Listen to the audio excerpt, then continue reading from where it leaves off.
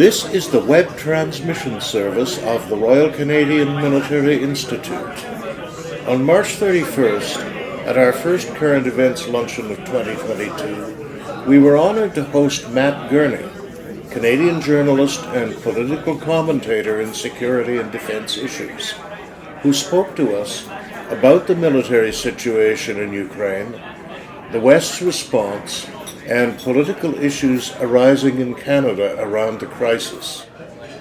Good afternoon. My name is Reid Morton. I'm a member of the Institute, and it's my pleasure today to have the opportunity to introduce our guest speaker. I suspect that most people in the room, well, of course, to start with, you've all memorized the event flyer, so I don't have to go through all the boilerplate about the career and achievements of our guest. But what I wanted to say is that I suppose just about everybody in the room has heard the old story, sometimes described to Marshall McLuhan, who set the quiz to his class, had to complete the sentence, "I'm as Canadian as." And the student who got the top mark was, "I'm as Canadian as possible under the circumstances." Now, if we had set out to find the antithesis of that kind of wishy-washy Canadianism, we really couldn't have done any better than to find Matt Gurney, who has in fact forged a name for himself as a commentator, an informed commentator, but person who speaks straight, speaks tough, and I think brings to the topic that we're going to discuss today a lot of knowledge. And it's a topic obviously very much in the forefront of people's minds. It has implications which go far beyond the tragedy which is unfolding for people in Ukraine itself.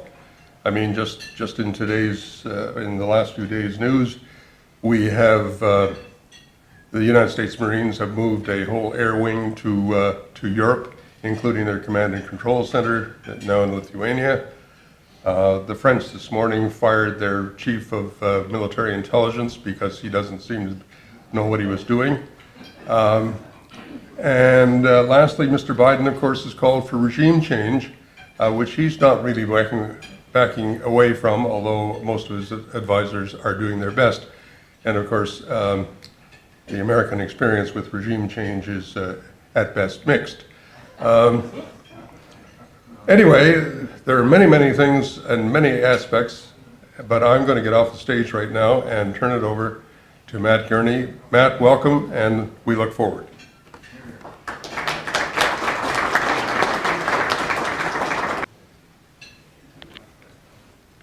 Ladies and gentlemen, just give me one moment here to pull up my notes. If I was better organized, I would have had them ready already, but it's been 2 years. I'm rusty.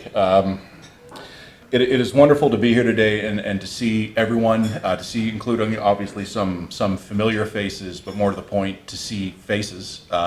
This is the first one of these events I've done in 2 years. I was joking with, well, I mean, I should say in person. I was joking with Eric today that I re-downloaded my Uber app to get a ride here today. And looking at your last visited destinations, they were all February, March 2020. So it's going to take me a couple of minutes to perhaps rediscover how to speak before a crowd. Reid, thank you very much for the introduction. I'd encouraged him to be brief, and when he mentioned my accomplishments, I didn't mean that brief. Like you could have spent a couple of moments on that. But no, it is wonderful to be here.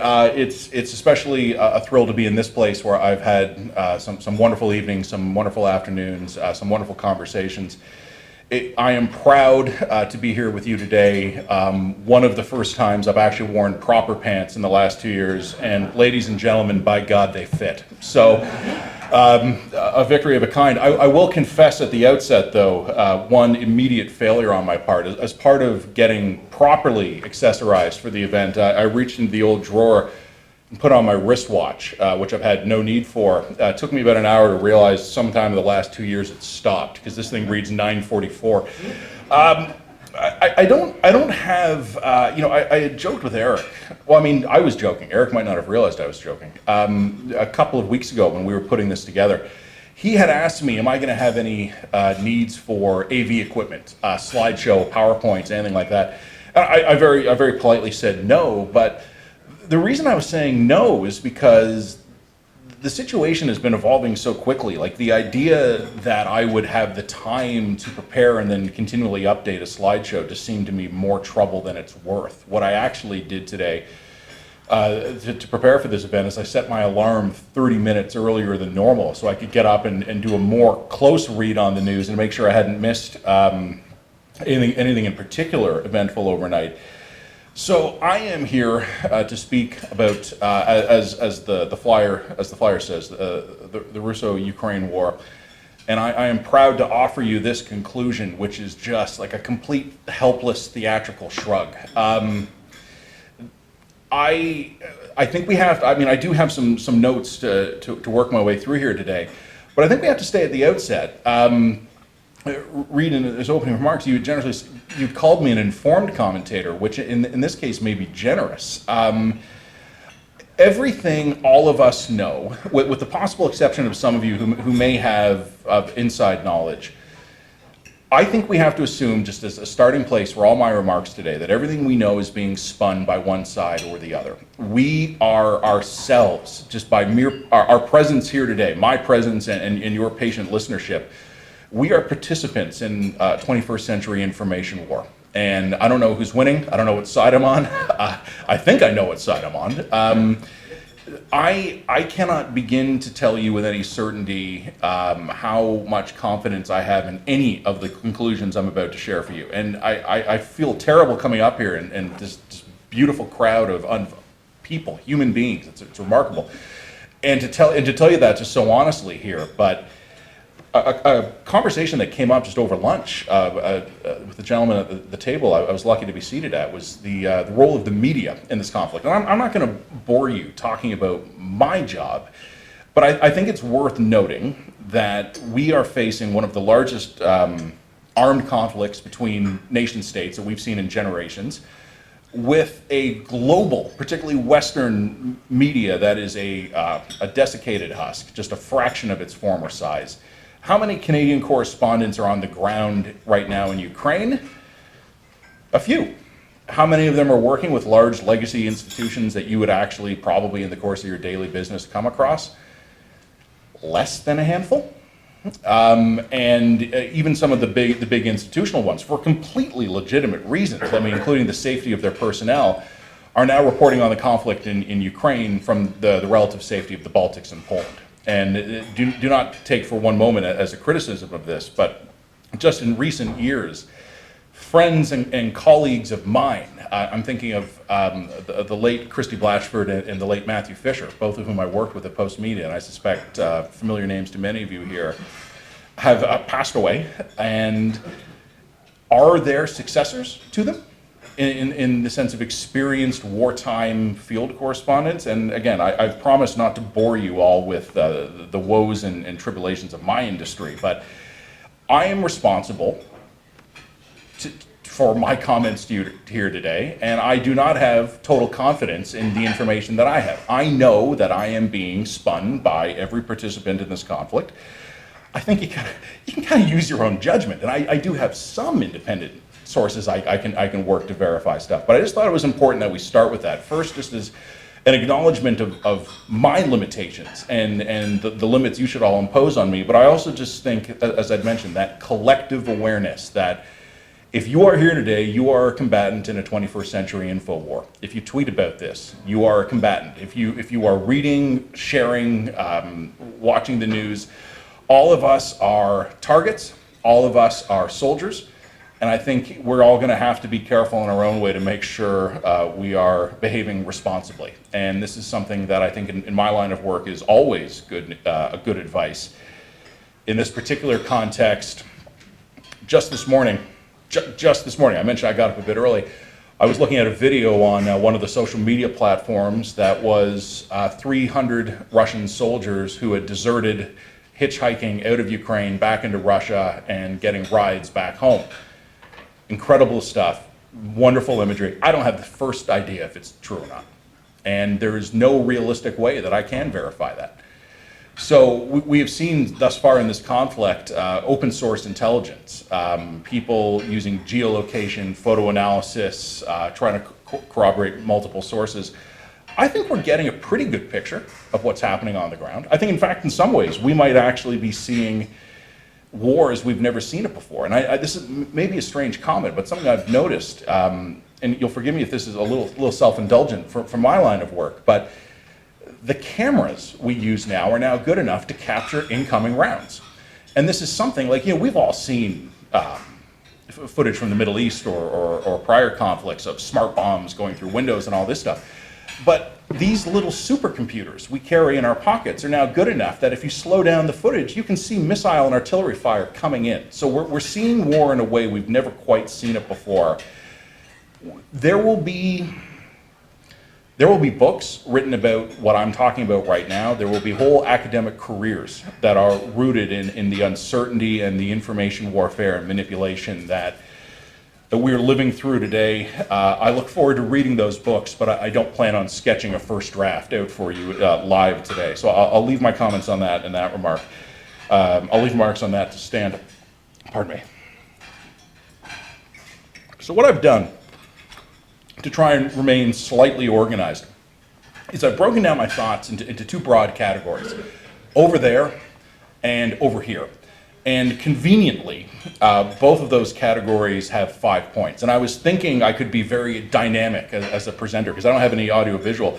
I was thinking I could get my fingers into it, right, and be like, point 1 and point 2. But then I thought about what would happen at point 3, and I changed my plan. I wouldn't be throwing that finger at an audience as genteel as this. So I'll just have to enunciate. But point 1, it seems to me, in the overall conclusion, let's just start with a basic. I think all of us on some level are surprised by how the last 5 weeks have gone. And how surprised you are may vary. Some of the guys I talk to are insisting, oh no, I totally knew this was going to be what's going to happen. I don't believe it. Go back in time 6 weeks, and if you had told me that the Russians would be struggling to fully occupy Ukraine, I could have gone, yep, that makes sense. Could have believed that. If you had told me that the Russians would struggle with their logistics, that Ukrainian resistance would be spirited and tenacious, that the modern NATO Western weapons that we've provided them, and also the training we've given them, especially with small unit tactics, had proven more than the Russians were prepared for, easily could have believed that. If you had told me that Russian forces were being driven back from the vicinity of the Ukrainian capital, I probably would have thought you'd been drinking. So I expected bad. I did not expect a great performance by the Russians. I think anyone who spent much time observing the corruption within the Russian Federation, and particularly their military operations in recent years, it's hard to underestimate what they're going to get away with, but I think yet somehow we have. The Russians are not performing, and I don't mean to sound uncharitable, because I genuinely feel awful for the thousands. You've all seen the estimates, and again, like as I've said before, we're all in an information war here, but credible estimates from 10 to 20,000 Russian combat deaths so far. Overwhelmingly, these are conscripts who are closer to my son's age than mine. So my humanity breaks through occasionally, but I find myself absolutely astonished it's going this badly for them, even though I expected it to go badly. So that's point 1. Even if you were a cynic on Russian military capabilities, with one exception, one honorable exception, one friend of mine, everybody I know who has studied this in any particular attention has been surprised by the difficulties they've been facing.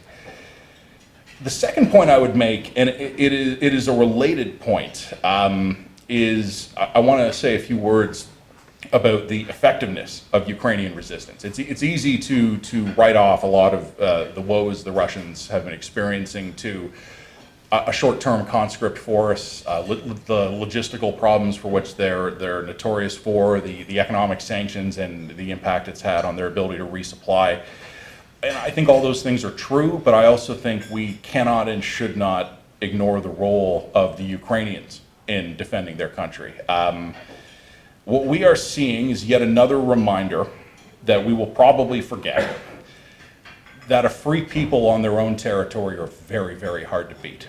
And I don't mean that in some generic rah-rah, yay, democracy sense, although of course, rah-rah, yay, democracy. Some of you out there in this room who have worn the uniform and carried a rifle will know that some of the time you're up against people who are there for money, some of the time you're up against people who are there because they've been told to and they've been conscripted, they don't have much choice about it, and some of the time you're up against true believers. And the true believers can be motivated by religion, they can be motivated by ideology, and some of the times they're just motivated by white-hot anger about what's being done to their country. And I think we cannot underestimate for one moment the courage and the bravery of the people of Ukraine, what they've been doing. And I think, like I said before, books will be written, whole academic careers will be written. What happens when you take an ideologically motivated enemy and then you arm them to the teeth with modern Western weapons, and then you try to invade their country? I think we're finding that a lot, like when this is all over, I think we're going to discover that a lot of the problems the Russians ran into could be laid at the face of their own incompetence. And I could spend all my time here today talking with you about that, but to do so, I think downplays the fact that the Ukrainians are just not giving up. And one of the questions that's been asked of me is, do I think Canadians would fight like this? I think we would. I think we'd be shocked to find ourselves doing that, and I'm going to talk more about that later. But I think a free people will fight for their homes, and this is something that I think the dictators of the world or the autocrats or whatever you want to call them have a historical habit of forgetting to their own misfortune. But I think we in the democracies tend to forget it ourselves. We have a bad habit of believing the other guy's propaganda. I was thinking just 2 or 3 days ago, how many of you remember last month, maybe the month before that, there was this whole discussion of, particularly in American right-wing media, about how the Russian military had all the masculine virtues of a fighting force, unlike those wimpified Western militaries. I would take one brigade of Western women and put them up against an armored corps from the Russians right now. Look at what we have seen. Unbelievable stuff. We need to get better about not believing the other guy's propaganda, because I think a lot of us have often overestimated Vladimir Putin's competence, his intelligence, and I think we're seeing right before our eyes why we probably shouldn't do that. Of course, we can't deny the fact that tens of thousands of missiles and anti-tank rockets also help. So, having established a bit of the context here, what actually seems to be happening? Well, the Russians are losing. I have been talking over the last couple of weeks with logistics experts. I don't consider myself to be one. I consider myself ahead of the game in this country because I knew to ask a logistics expert. The Russians have burned out an enormous amount of their logistical ability to even sustain this offense. I shouldn't laugh at this because I know it's serious, but I saw a snarky tweet yesterday. You might have heard earlier in the week the Russians say, as a show of good faith before negotiations, they are scaling back their combat operations in the vicinity of Kyiv. And I saw a snarky tweet comment, yes, just how like in 1940, in the benefit of future negotiations, the British scaled back their troop presence in the Dunkirk region. The Russians are not pulling back from Kyiv because they want to. They're pulling back from Kyiv because they have to. And one of the more remarkable videos I've seen, and again, take this with all the necessary caveats attached, are Russian logistics vehicles being basically commercial cube vans that have been rounded up and shipped in because their vehicles have either broken down after 5 weeks of combat or they've been destroyed. We have seen again and again and again, and credible media reporting of Western intelligence analysis has confirmed that the Ukrainians are deliberately going after Russian logistics assets because of course they are. All of the years of training we've had is what? Do you want to go up against a tank or do you want to go up against the truck? I don't know about you, I'll take the truck. And the Russians apparently, and again, this is according to reporting in American media sources, have been asking China for military assistance. They're not asking for munitions, they're asking for logistic support. Now, munitions, I'm sure, would not be unwelcome, but the primary concern of the Russians seems to be their ability to sustain the attack. So what do I expect to see? Well, again, I present to you another theatrical shrug. I don't know, but based on the reporting and based on observations on the ground that are being backed up by credible intelligence that I have obtained, is that the Russians are consolidating their advance and will either move out of the east or will at least try to hold the east. I don't honestly pretend to have a good sense of how things are going in the south. I'm not honestly sure that anyone does. The map shows a lot of terrain that's been gobbled up by Russia, and yet the videos on my screen also show Russian ships exploding in ports on the Black Sea coast. So I don't think the Russians have that completely under control. What is the goal for Vladimir Putin at this point? There is no possible way you can spin a withdrawal from the vicinity of the Ukrainian capital, and apparently just this morning the Russians are pulling out of the Chernobyl area as well. I mean, there might be other good reasons to pull out of Chernobyl after spending 6 weeks there, but if they do consolidate their efforts in the east, well, here's a bit of nickel analysis for you here. There's two reasons to do that. Either they're going to try and restart the push, but they're going to do it on one main advance corridor, or they're looking for a political solution that includes dividing Ukraine or at least holding a significant portion of its population and land area as collateral in some negotiation. I honestly don't know what it's going to be, which brings me to my fourth point, which is the one where I get nervous. So I live in Toronto. I'm just most of you here Toronto-based. Anyone from out of town? Mostly Toronto-based. Who remembers a few weeks ago an Amber Alert in the middle of the night? That siren went off at my bedside at 6 in the morning, waking me out of a deep sleep, and my first thought was not an Amber Alert. I am one of the only weirdos born in the 1980s who knows the first thing about the Cold War. Why? I don't know. I'm a weirdo. I'm twisted inside. I wasn't hugged enough or something, but I always found the Cold War fascinating. I really resent the fact how much all that old information is suddenly useful again. And I find myself thinking that I'm Vladimir Putin. I said, Eric, I said this to you just before I came out today. I can't stop thinking about what Vladimir Putin is doing at the end of the day. He's read all the briefing notes he has. He's had dinner. He's had a shower or a bath or whatever, and he's settling down in for that most precious part of any man's evening, which is maybe 10 minutes when no one's bothering him about anything, and he's sitting in a room or on a balcony. What is he thinking? His political survival, and perhaps his physical survival, is on the line. The Russian armed forces do not seem at this time to have the ability to sustain the conventional attack. We've already, I think, seen what most of us knew was going to happen, which is just the indiscriminate bombardment of civilian areas with artillery and air power. It's not working either. You're Vladimir Putin. You have only a few options. A political solution of some kind. Escalation of some kind. The problem, as I see it, is that there's actually only a few paths forward on escalation. I have woken up every day for the last 5 weeks and checked my phone right away to see if some Ukrainian airfield has been nuked, or if some position of Ukrainian irregulars, civilian militia holding a bombed-out village somewhere, has been sarin gassed. And I don't know what we would do if that happened. I was talking with some experts about this. This has all been war gamed out. Very few of those war games end well for any of us. We had a 31-year break from having to worry about this sort of thing. And I am genuinely wondering how much of that old Cold War muscle memory remains within Western institutions.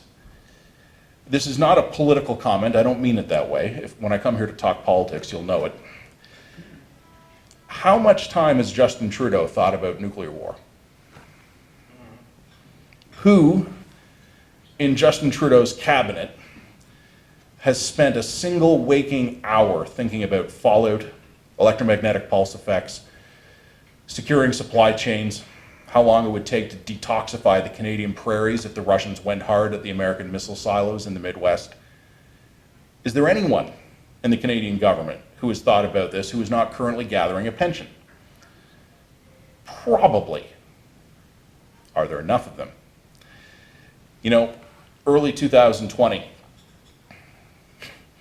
I think a lot of us probably had that same strange experience where what we were seeing on the news and what we were seeing as the official level of concern from the Canadian government was not in alignment. And we found out later, of course, that there were elements of the Canadian government, public health, even a military unit, that was screaming warnings that this Wuhan thing wasn't a joke and that it was heading for us and that we were sitting ducks. And the official position from the Canadian government, right up until the moment it wasn't, was that the risk to Canada is low. And what I find myself wondering right now is how many people within the Canadian government, as individuals, as units, as intelligence assessment folks, as other amateur historian weirdos like me, are saying, this could go bad, and we're not ready for it. And who's listening to them? I haven't slept well these last 5 weeks. This is part of the reason why. The other fifth point I would raise, and it's very similar to this, I mentioned there's only a few paths forward for Mr. Putin, and one of them is escalation. A couple days ago, I was in Florida. I was golfing. And to tell me this is not a very Canadian story, I hit my data overage limit on my cell phone plan, and my phone got turned off. And until I sent a text message to my carrier, they wouldn't reactivate my data. It took me about 2 hours to figure that out. I was cut off from all internet access on the middle of a golf course for 2 hours. And the only thing I was thinking about is this some glitch with my phone or is the internet gone? One of the easy paths forward for Vladimir Putin is cyber escalation. And I confess to you, I've been surprised to see so little of that. Is this because it hasn't happened? Is this because it has happened and our defenses proved surprisingly robust? Is this happening on a low level that hasn't escalated yet to the stage where a guy like me wakes up and his Spotify account's been disabled or something inane like that? I don't know. But I do know that the cybersecurity experts I know are sleeping even less than I am. And I asked one of them a few days ago, I can't tell you who it was because it was just a personal conversation, but I do have his permission to share this with you. I said, what is the best advice I could relay to you about cyber preparedness? And he said, take your 72-hour emergency preparedness kit and add another 4 days to it. There is no expectation among anyone who works in cybersecurity anywhere in North America, and I'm talking particularly government institutions and grid-scale utilities, hydro, natural gas, things like that. There's no expectation that our defenses would hold up even against a reasonably hard knock from a cyber aggressor. And the thing that really worries them is that if the Russians were even halfway competent, the attack wouldn't look like it came from them. It would look like it came from Sweden or Botswana or North Korea or China. How do you have deterrence when you don't even know who's shooting at you? I don't know if we have settled this question yet. I hope we never have to, but I also hoped we wouldn't spend the last 2 years in alternating periods of lockdown and isolation. We all know how that worked out. I no longer believe that hope is a strategy. And I think, unfortunately, if you look at most Canadian defense planning, and I mean that in the sense of national defense and the military, but I also mean that more broadly in terms of our civic institutions, the overwhelming percentage of the time, you scratch the surface on what our Canadian contingency plans are, and it's some version of, don't worry, won't happen. When you live in a country like Canada, when you're blessed to live in a country like Canada, most of the time those curveballs don't hit you. Sometimes they do, and I don't know about the rest of you, but after the last 2 years, I don't feel lucky. I wanted to move on. Those are the first 5 points, just kind of generally laying this out. I want to talk a little bit about what this means. I talked before with you about over there. Now let's talk a little bit about over here. A couple of months ago, even before all this, I had written an essay for an online magazine I'm co-editor at. It's called The Line. And I wrote an essay that had been rattling around in the massive chamber of my largely empty skull. And it had been rattling around for years. And it's this sense I've had even before the pandemic. And if I had to trace it, I could even go back as far as the 2008 financial crisis, exacerbated by political developments in the United States from 2016 on, then pandemic, and then now war in Europe and supply chain woes. But the actual kickoff for me writing the essay I'm referring to now was as some of you will remember, it seems like a long time ago, but it wasn't. It was the flooding in British Columbia. And the column was headlined quite simply, "Your expectations are a problem." My expectations are a problem, because I have almost 40 years of normalcy bias to contend with when I'm asking myself whether the rules that have governed the world I've grown up in still apply. I think now of my grandparents. God rest their soul, except for the one who's still alive. I shouldn't have said that, sorry now. For the three who are gone, I think of the world they grew up in and the stuff that they lived through, and how nothing could really surprise them after that. And they were mostly far away from the worst of the Great Depression, the Second World War, Korea, and all the fun stuff since. But their worldview included a recognition that sometimes things just go terribly wrong. And then I think about my parents, and God bless them. What's the worst thing that happened in my parents' lifetime?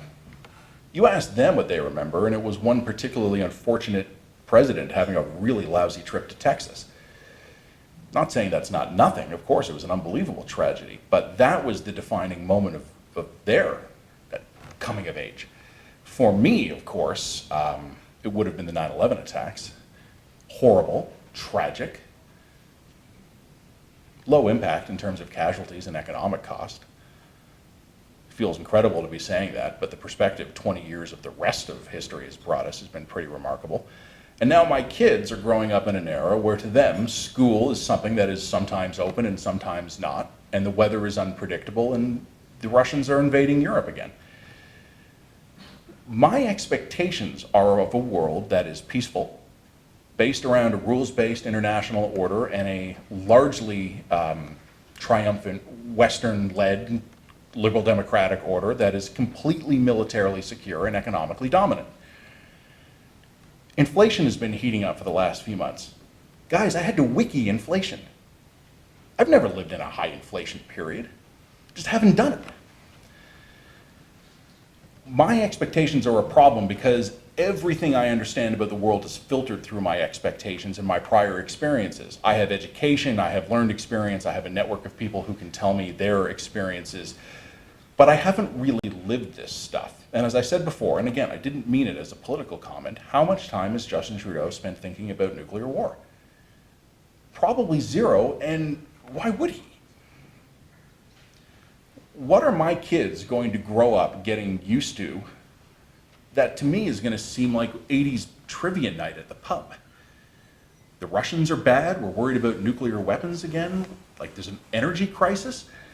This honestly seems like some of my second-year history classes. So a guy like me, and I think probably everyone in this room, as individuals, we can adjust. All of us have had a day when our lives have changed. Sometimes for the better, sometimes very much not. And when I say that your expectations are a problem, I obviously don't count among those of you in this room who have known personal tragedy, personal loss, things like that. But countries are not run by individuals, they're run by institutions. The Canadian bureaucracy in particular has not responded well to COVID, with some exceptions. The vaccine procurement, although it was controversial at first, ultimately did end up going fairly well. The development of the wage support programs went fairly well. The federal government never figured out what the hell to do with the airports. We just gave up eventually. We have seen over the last couple of years, and what's been remarkable to me is how open some Canadian government officials have been about this, that we can handle one crisis at a time. Get some of the Trudeau cabinet or PMO people off the record, and they will tell you very frankly that their entire first term's bandwidth was sucked up dealing with the White House. They thought they would have Obama followed by Clinton. They wound up with Donald Trump, and it took the entirety of the federal government's political and personnel bandwidth to deal with that. One of the things I don't think we appreciate is how exhausted everyone is. When was the last time anyone in our federal government had a good restorative night's sleep and a nice long break? You know, when the Prime Minister flew off to Tofino a few months ago, even though that was politically catastrophic, it wasn't the bad idea. Of course he needs a break. None of us have had a break in 2 years. And any one of you out here who's worn the uniform, you have been told that fatigue is the enemy of good decision making. It is the complete opposite of where you would want. I mean, who has ever been like, you know, I got some big decisions to make tomorrow, so let's stay up all night. No one does that. We as a civilization are at that point where we are confronted with the power of the soothing balm of our normalcy bias, a dizzying array of various crises and controversies all landing on us at once, and every decision maker is an extent of existential exhaustion. Like I said, I don't sleep that well these days because this is the fun stuff I think about at night. I try to think about hockey, but it doesn't always go as well as I should. So let's talk more specifically about expectations. I want to throw a bit of technical jargon at you here. Shop talk, technical language, a bit scientific. Canadian understanding of the world is bullshit. A couple of days ago, Foreign Affairs Minister Melanie Joly said what we offer the world is our convening power. Great. Ladies and gentlemen, consider yourselves convened. I said once upon a time, years ago, in a very different context, that the world is full of all kinds of people, and that's the way it should be. But I think there is in some way that we can break down the world into two groups. Doesn't work 100% of the time, but I think it's sometimes useful. The two groups are the people who, when presented by the same problem, think, one, I should do something about this, or two, someone should do something about this. And somewhere along the way, it has become the operating assumption of Canadian foreign policy, defense policy, and international development that, oh gosh, someone ought to do something about this. And when I hear us talking about our convening power, it is not that I overestimate, or at least I hope it's not that I overestimate the possibilities of a middle power like Canada to actually contribute in a meaningful way. It is that I think to myself, we don't even know what a middle power does. And within our own realm of operations, we do not even aspire to competency, let alone excellence. Like if I were to lay out a roadmap for rebuilding Canadian institutional or state capacity, it would be like achieve mediocrity followed by achieve competency followed by achieve excellence. And those would be three different rungs on the ladder of progress. I think that there are people within the federal government and specifically within the Trudeau cabinet who do understand this. I am not convinced they are ascendant. I think there are those who have realized very belatedly that we have let ourselves get so far behind on core responsibilities that it's going to take a hell of a long time to dig ourselves out. If I can offer as one example, I shouldn't brag about this, it seems very uncouth, but I wrote a column in mid-2019 warning that our healthcare system was a sitting duck for a pandemic. And I didn't consider myself particularly brilliant when I wrote that. It was an aside in a column about something else. But you can bet I've been going out to lunch on that column for the last 3 years because technically I called it. We as a people value our healthcare. Poll a Canadian what the most important issue is. They're going to say healthcare. Something we're each going to need in our daily life at one point or another is healthcare. My dear old man couldn't be here with us today because he's recovering from some surgery, minor surgery. He's fine, but it's been put off for 2 years because of the pandemic. He's delighted to have finally gotten a shot at the hospital. And that's the program we value most. What about the stuff we don't think about?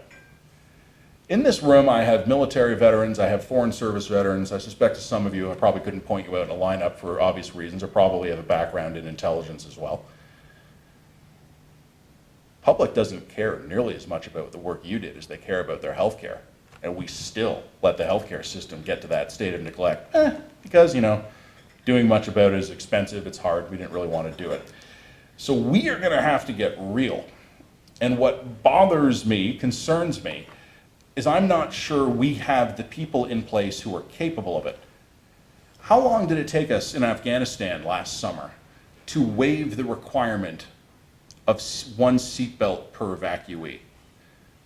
The Americans and the British were grabbing everyone they could and throwing them onto the C-17s, and we were doing head counts to make sure everyone had a seatbelt. And it took days to clear that up in the Canadian bureaucracy.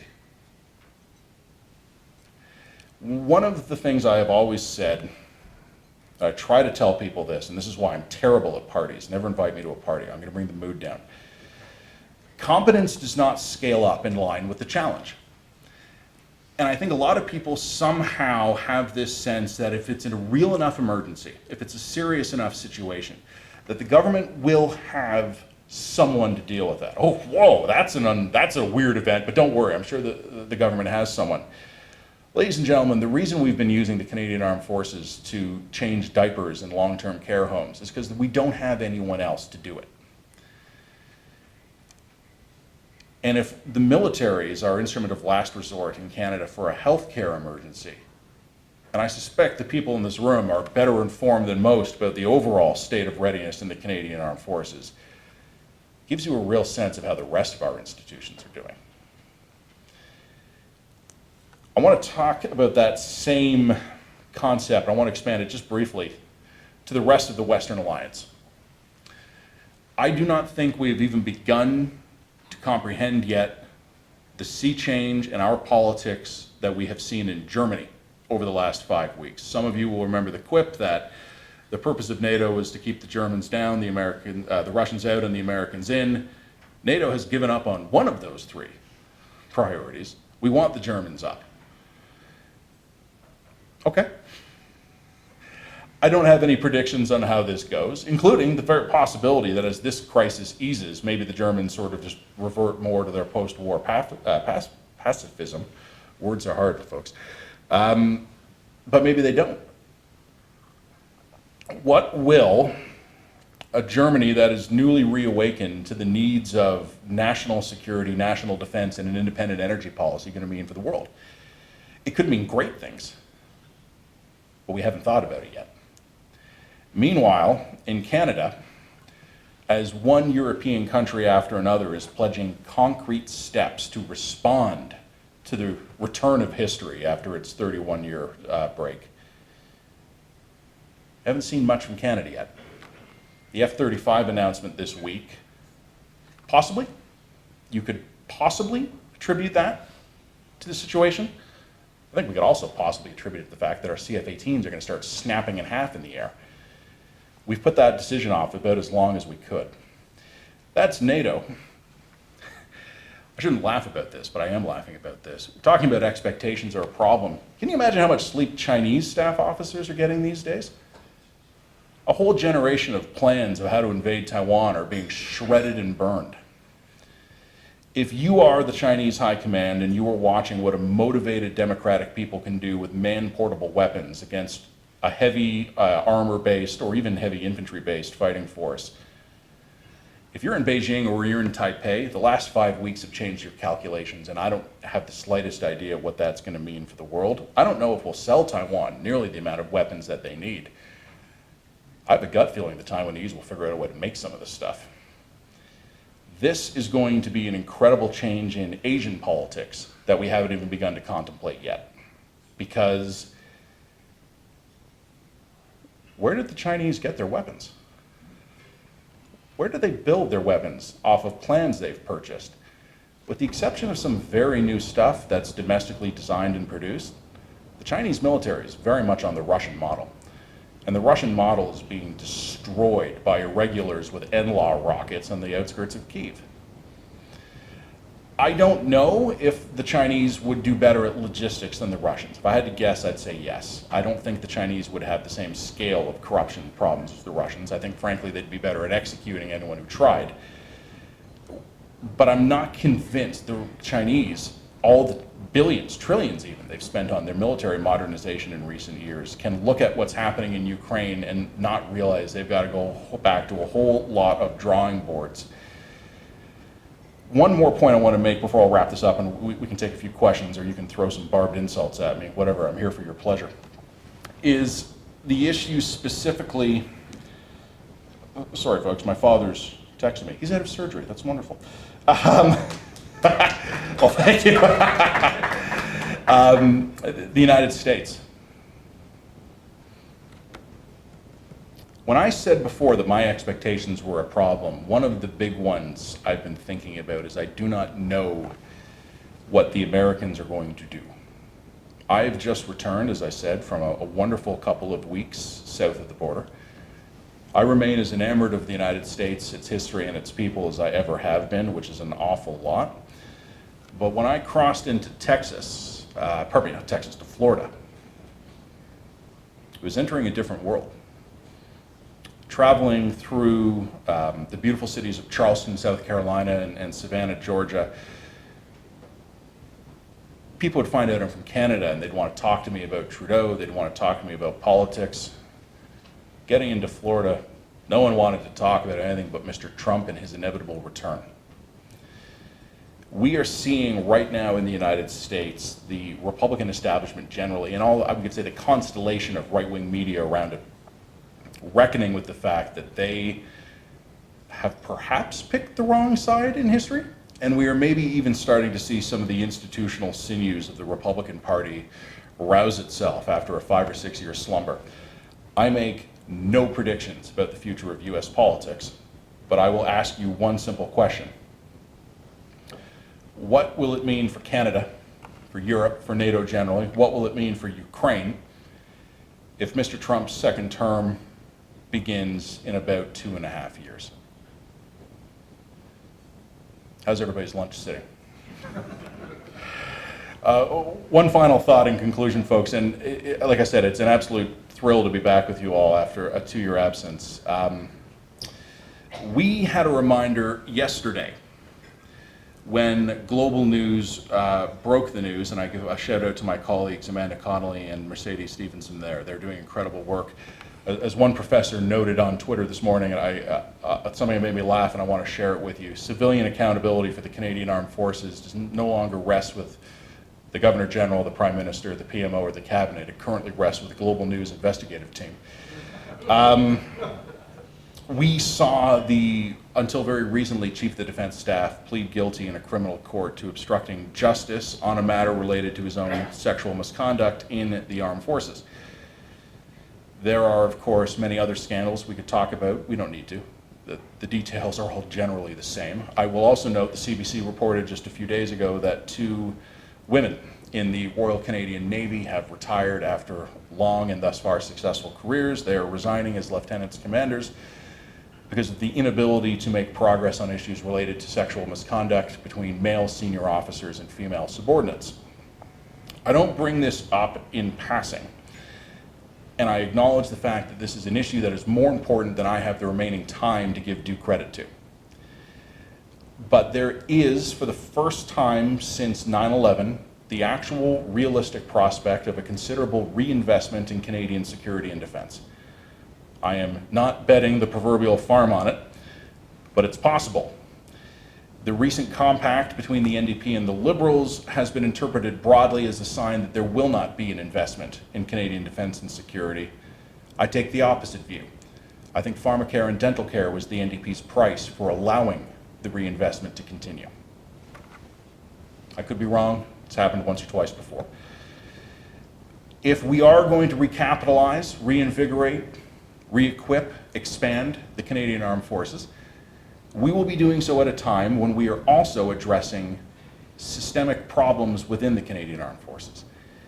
It is not impossible to do these things at the same time. It is going to be a hell of a lot harder than doing them in sequence. I do not know if history, if the pace of world events will allow us to do them in sequence. I think we're going to have to do both at the same time. There is no issue more in need of solving in the Canadian Armed Forces today than the issue of recruitment and retention. Anyone I've spoken to at the Defense Command would agree with that, even if they don't want to be quoted saying so. A nominal strength of around 100,000 people is currently 7,000 people short. The pandemic has accelerated departures from the armed forces, and it has hampered recruitment. No one can quantify the effect of the ongoing sexual misconduct scandal has had on morale and recruitment and retention. I've yet to find anyone who thinks it is helping. We can authorize a quadrillion new dollars in defense spending, but if we can't recruit the people we're going to need to carry the new weapons we're going to buy, we're not going to make much progress. I've said before that these Russian conscripts are closer to my son's age than mine. The window for me to be much use to my country and to my queen has largely passed. I have terrible eyesight, bad knee, and 2 bad ankles. If I'm being put into battle, the enemy is already at Winnipeg.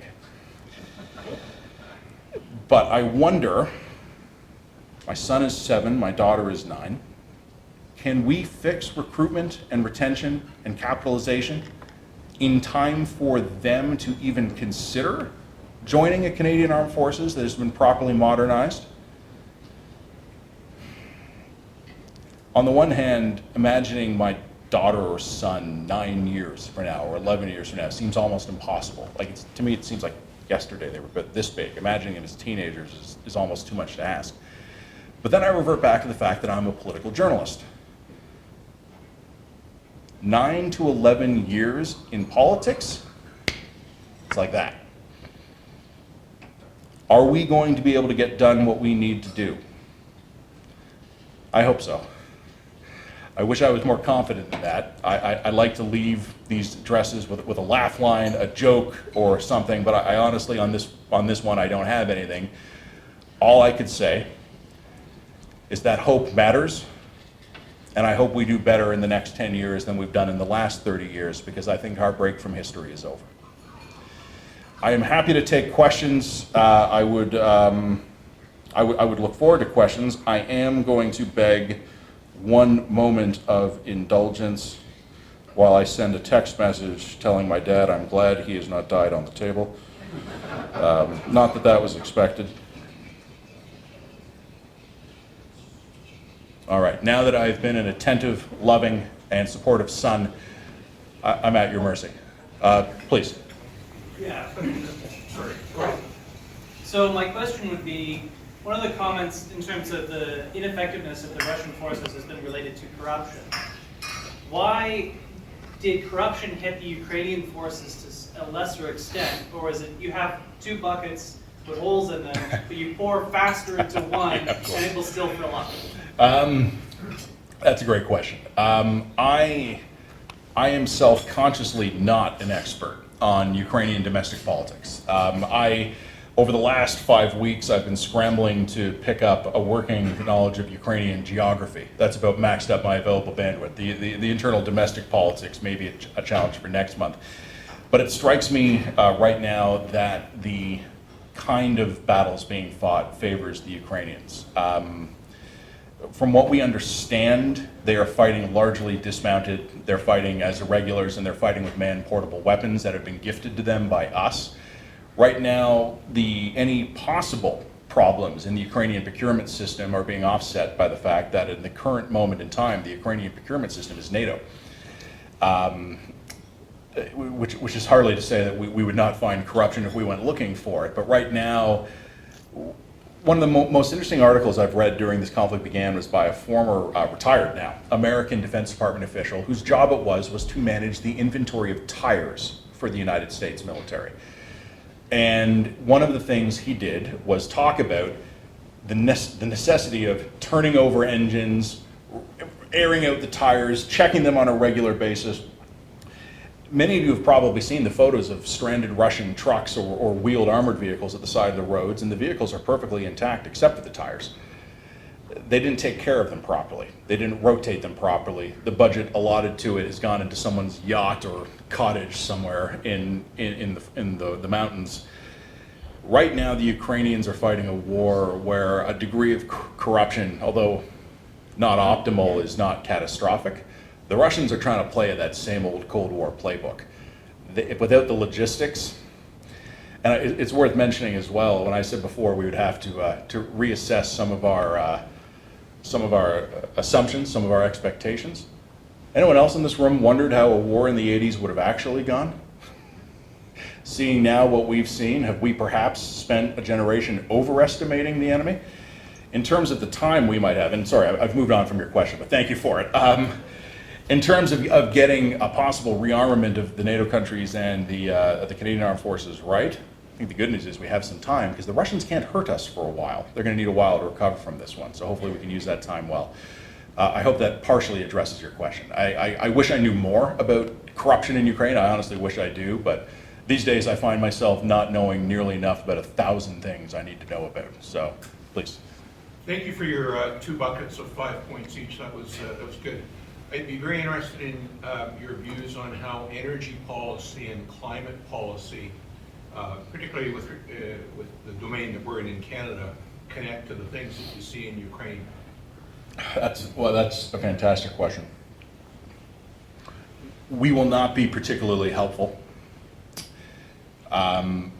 Canada can and likely will displace some oil in the American market that will then be made available for export through American terminals. Any realistic timeline for building out either Canadian petroleum exports beyond TMX, which is already in progress and behind schedule and over budget, is for heavy crude, 10-year horizon, realistically. Liquefied natural gas, if we converted some of the pipelines already in use in Eastern Canada, maybe 5 to 8 years. This is not my expertise. I'm by no means an expert in this, but I can say that with some confidence because I had the exact same question you did about a month ago, and I made some calls about it.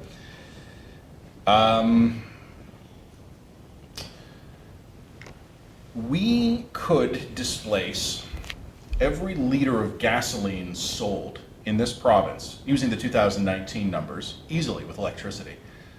All it would take is 56 CANDU nuclear reactors. Think about the cost and the political willpower and the political opposition that would engender.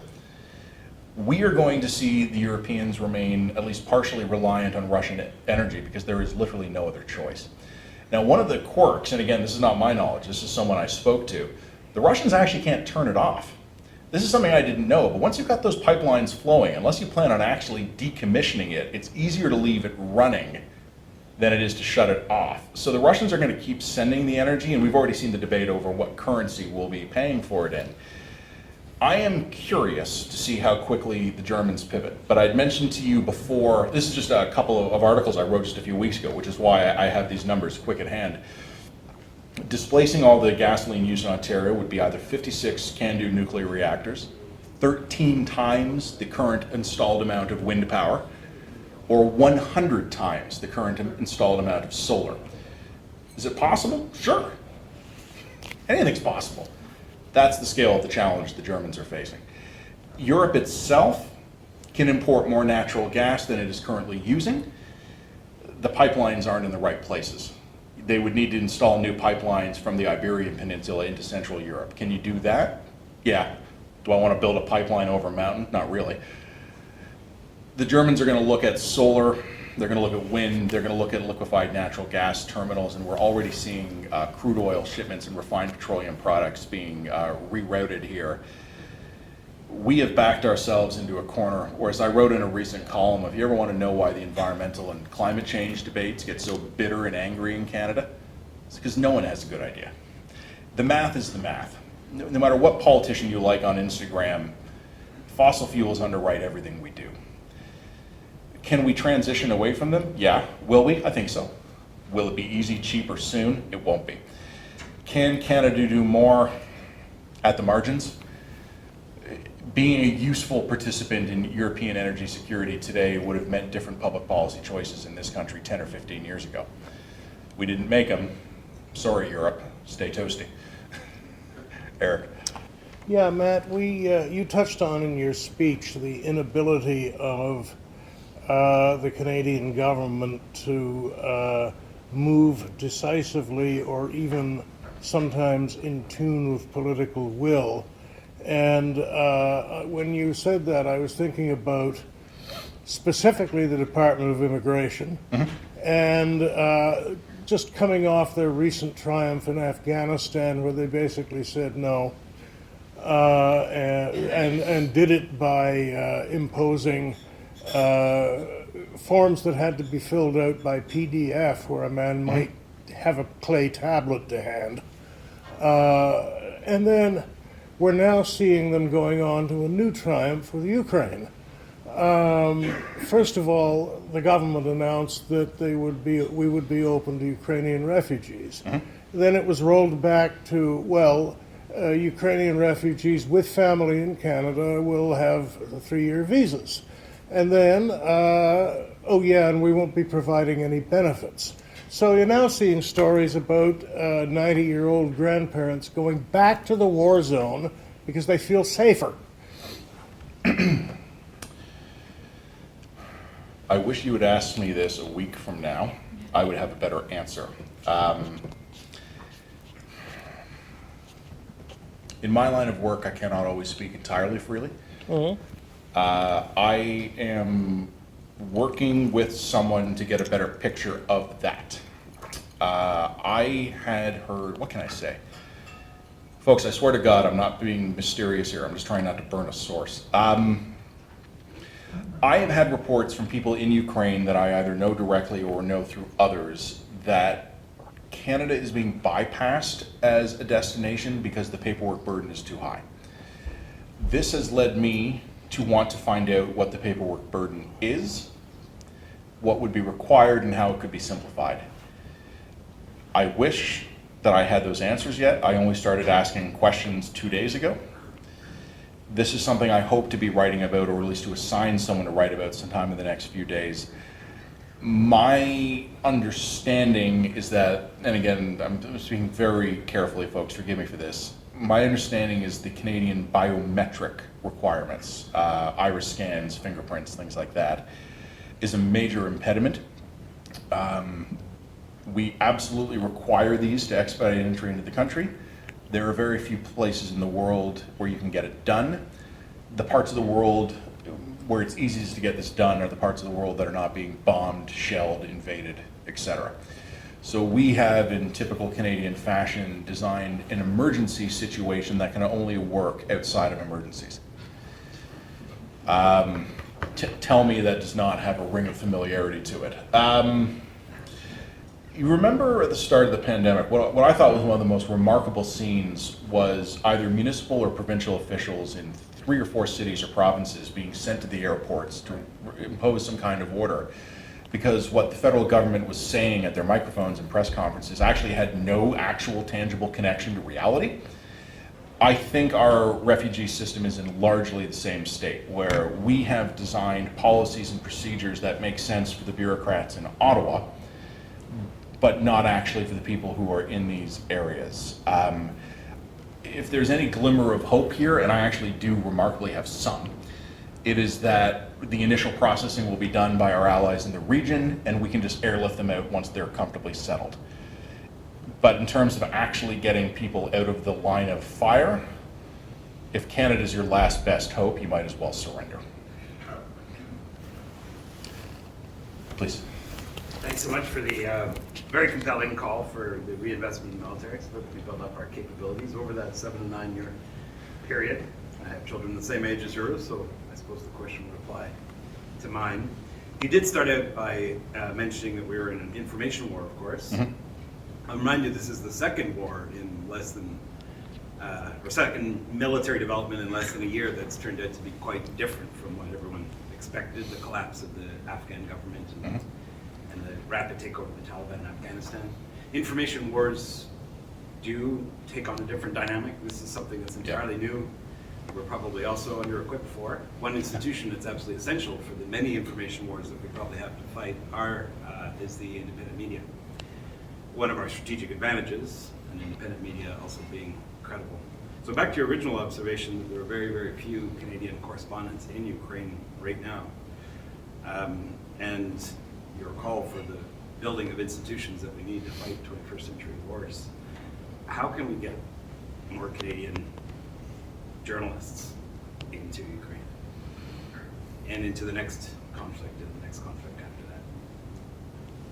It's a combination of two things. One of them is nothing more complicated than money. I am currently, as part of my online magazine, I am in touch with 2 Canadian freelancers on the ground in Ukraine, and we are paying them a reasonably decent per column fee for their work. I have been building that magazine for a year and a half, and it was only within the last couple of months that we would have had the financial scale for it to be possible for us to do that. And we're not adding anything new. We're just making it a bit more comfortable for the people who are already there. We're stretching out their threadbare existence slightly further. You want to know the greatest obstacle to Canadian foreign reporting right now? Insurance. You know how much it costs to get war coverage? I do know how much it costs because I asked, and then my wife looked at me in that way, which I've come to recognize over the years, and I just said, just in theory. It would cost many thousands of dollars to put one Canadian journalist anywhere near the conflict zones for 1 week. Coverage is pretty cool. You get saved by mercenaries if you get kidnapped. That's cool. That's not a normal rider on most insurance policies, but that's a massive cost. The other problem I would say is almost more strategic. I do not for one moment intend to suggest that we have a lower quality of people entering Canadian journalism today, but we've got fewer of them. The collapse of the conventional legacy media institutions has meant the end of internship programs, on-the-job training, college programs have reduced their size. With an almost audible sound, the talent pipeline closed off about 5 years after I joined in. You want to find someone working for legacy Canadian media who's much younger than me, you can do it for about 5 years. After that, I was of an era where I grew up in newspapers, radio stations, TV stations. They were big, they were powerful, they were culturally influential institutions. If you're a 23-year-old graduating university today, have you ever opened a newspaper? Would you ever think to work for one? So we're going to need to create from scratch a new media ecosystem in this country, which is easier said than done. And then we're going to need to build out a foreign policy reporting specialization. But that's going to be 10th on the list of priorities. Right now, if you live in any but maybe the largest 10 cities in Canada, you probably don't have in your community someone watching City Hall. You probably don't have someone watching the local police forces or the school boards. If I am an editor of a struggling, fledgling Canadian magazine, which by the way is not hypothetical, I am that person, and if I'm putting resources into something, am I covering local politics or am I sending someone overseas? Well, I'm a moron. I'm sending someone overseas because I have no idea of value for money. I think it's cool, but most people wouldn't be as crazy as I would. They would spend it on the ground. So what do we need to do to fix this problem? Oh, nothing. Just find some way to reverse the fact that Canada's lost probably somewhere between 60 and 80% of its working journalists over the last 20 years. Can someone ask me a question I can give a nice answer to? Like, no, look, the media is more important than ever, and the one offsetting advantage we do have is the technology of today. Those 2 Canadian freelancers I've mentioned in Ukraine, I was connected to them via an app. So we are using technology to leverage those remaining resources, but you can only wring so much blood from that stone.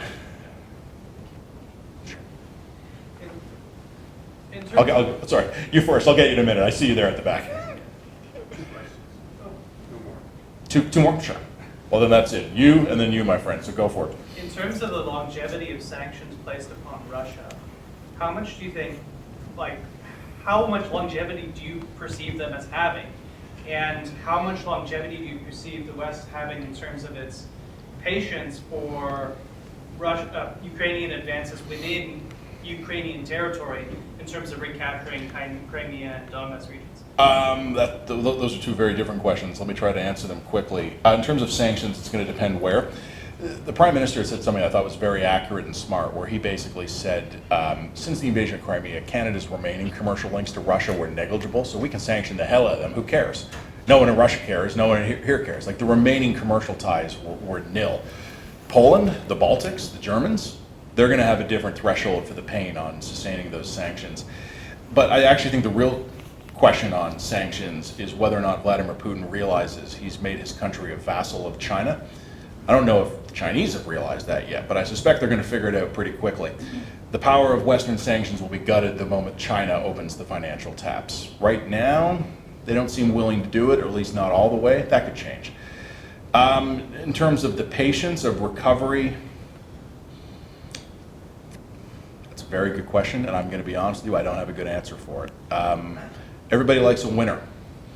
As long as the Ukrainians were advancing on a fairly steady pace, regaining territory, I could see the West supporting that. If it starts grinding into a stalemate, I think that's when we would start to go, all right, that's enough. The question would then be what the actual front lines look like and whether or not there was enough left of Ukraine to remain a viable state. They've already been largely cut off from the Black Sea. I don't think they can allow that to stand before they go to the negotiating table. So that's what I'd be watching. And I have one more time for one more question, sir.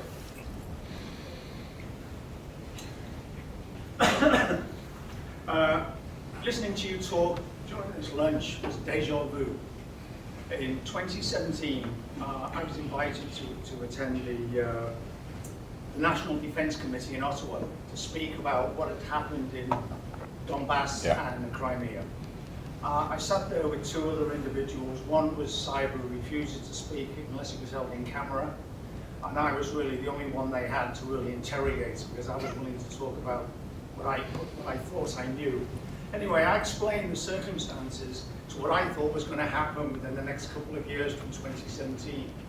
I forgot about it. Then what's happened has happened. My wife actually was surfing on the internet and found the government papers that showed the presentation I gave and the questioning that I had. And it was a deja vu again, because everything I said in 2017 to the government Defense Committee, it was obviously totally ignored because it wasn't seen as relevant. There's no way the Russians are going to come back in and try and take the country. So I appreciate listening to you, finding out what you talked about it, but the question is, and I think you already said it, the government is not going to listen to people who have some idea of what is going on in the world today, and until they learn to do that, we cannot move forward anybody. I've lived in Canada now for over 35 years. I'm a Brit. I spent 23 years in the British military. And when I came over here, I started my own company. And what was annoying was the fact that no one wants to listen to people who have some idea of what's going on in this big wide world around you. And that is what is so disappointing. And unfortunately, you disillusioned me further by your comments. I get that a lot.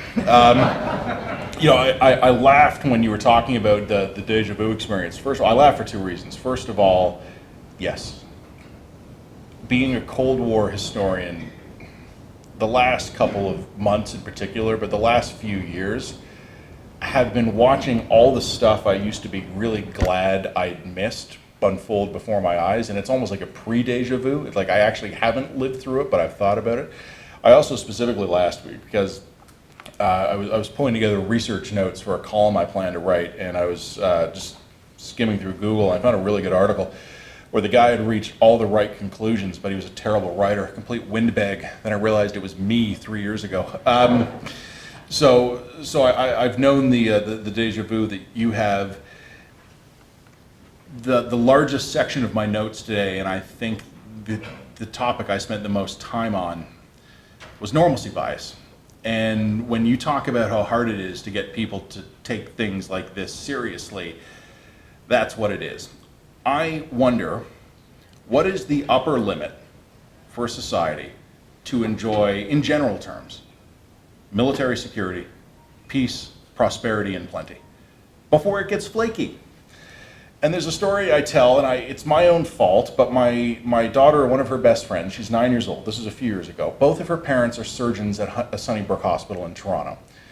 And my daughter asked me, "Daddy, is Nora's family poor?"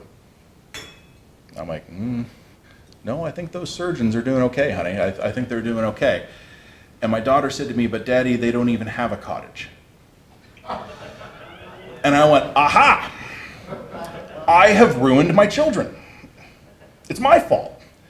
My daughter thinks everybody has a cottage because I have not done my job telling her that the world is not as nice as the curated little version of it she's getting growing up in Midtown Toronto. Take my beautiful little daughter and scale that up to the size of a civilization. That is the moment we're living in right now, where we're wondering why the Ukrainians just don't go to their cottage. I don't know how I, as a father, tell my daughter that the world is actually a sometimes dark, awful place, and I don't know how I make 40 million Canadians realize that the lives we have had, we are not owed. I am trying on both fronts. I don't think I'm succeeding on either. You talk about disillusioning you. I can't look myself in the mirror these days. I am part of the system that has failed. I'm trying to do better. I don't know if it's working. And a column I wrote a couple of months ago, and this will be a really cheerful final comment, is simply that only dead Canadians will knock us out of our complacency.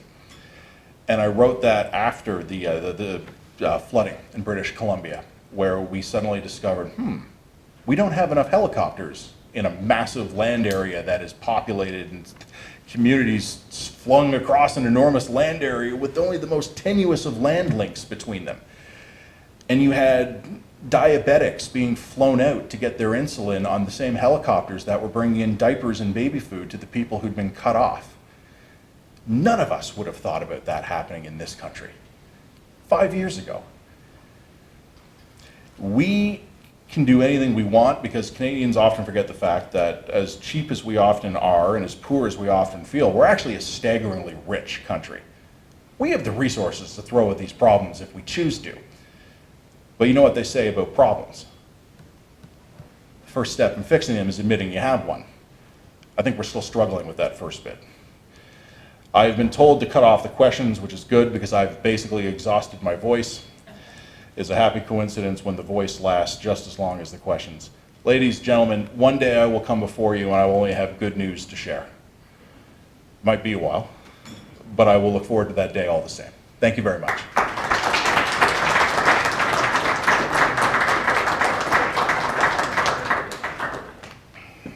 Well, thank you very much, Matt, for that. I think there was, the advertisement for today's luncheon was about the Russo Ukrainian War. I think we had we had that presentation. We had about 3 other presentations as well. So we had a premium, and so I certainly want to thank you for your. It's somewhat depressing, but nevertheless insightful views.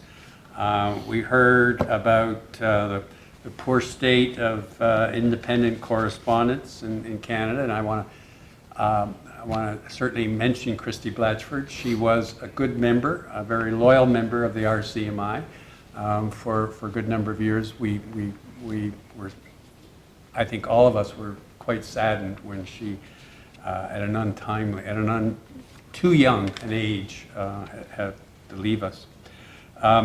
We heard as well about the 5 points, as someone else pointed out, in happening in the Ukraine, why it seems to be going better, certainly better than expected. We don't know the ultimate outcome, Matt. I wrote in a publication at the end of February, which would come out around the 1st or 2nd of March, to all of our members. I posited the possibility that by the time they got to read it, Kyiv would be in the Russian hand. I guess I'm embarrassed by not making the right prognosis, but I'm also obviously happy that that hasn't come to place. You know, we also heard from you on normalcy bias, as you mentioned, and certainly I think we all feel that we're entitled, and I think we rightly feel that we're entitled. I mean, we are born in probably by accident. The sperm and the ovum were in the right place, and happened to be that place happened to be Canada. Our 40 million people, or 38, 39 million people versus, and I never knew that Ukraine had 40 million people until 5 weeks ago. You know, quite a difference in comparison between the way our life is today. We're all going to go home in the subway. We're going to go home by car. We're going to enjoy ourselves. And our friends, you know, a large 4% of the Canadian population has relatives or forebears in the Ukraine. So again, I thank you so much for attending. This has been another in our series of webcasts produced by the Royal Canadian Military Institute in Toronto as a public educational service. You can find news of upcoming events and links to our webcast archives at www.rcmi.org. On behalf of the RCMI, this is Eric Morse saying goodbye for now, and thank you for joining us.